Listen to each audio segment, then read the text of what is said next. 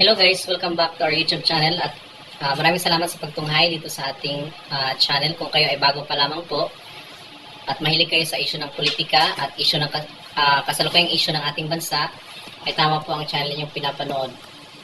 At ating po pag-uusapan sa mga oras na ito ay tungkol nga dito sa pag-utos ni President BBM o President Bongbong Marcos dito nga sa DepEd, kung saan ay pinag-utos niya na kailangan gumawa ng hakbang or kailangan gumawa ng paraan itong DepEd or institusyon na mapataas ang kalidad ng edukasyon dito sa ating bansa. Kung atin pong matatandaan, ay nagkaroon nga po ng survey itong PISA. So ang PISA ay isang institutional firm kung saan ay nag-conduct na sila or gumawa sila ng pag-aaral dito sa napakaraming bansa hinggil sa kalidad ng edukasyon sa napakaraming bansa. At lumalabas nga po dito sa survey na kung saan isang Pilipinas sa pinakakulilat or nasa bottom ang ating ranking, guys.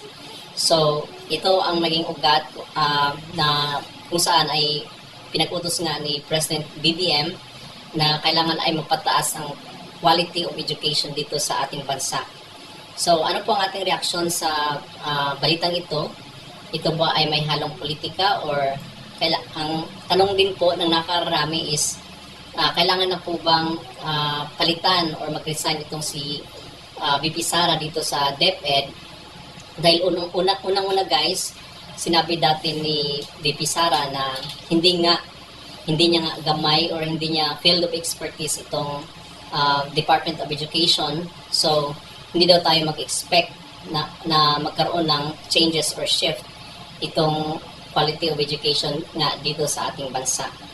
So, anyway, ito ay sinabi niya noon at inulit lamang natin ngayon dahil nga po nag-reflect itong sinabi niya dito sa naging resulta ng pag-aaral ng PISA.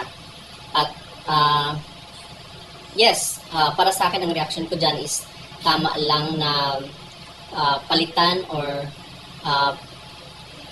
palitan ng mas deserving na tao na kung saan ay field of expertise niya nga mismo ang DepEd. Para naman guys, ito ay para din naman sa ating bansa.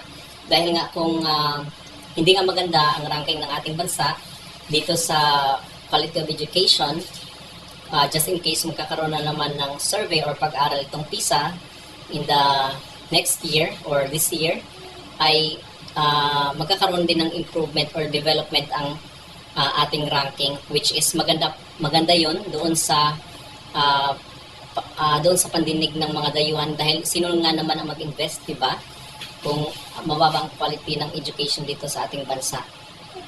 Okay, so hindi ito part ng pamumulitika, even though nagkaroon ng hibban nga itong unit team.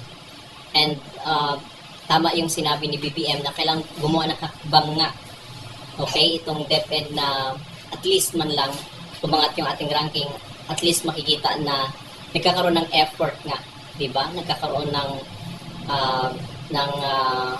responsibility itong mga nasa DepEd na gawin ang kanilang tungkulin dahil sila ang nasa posisyon. Okay?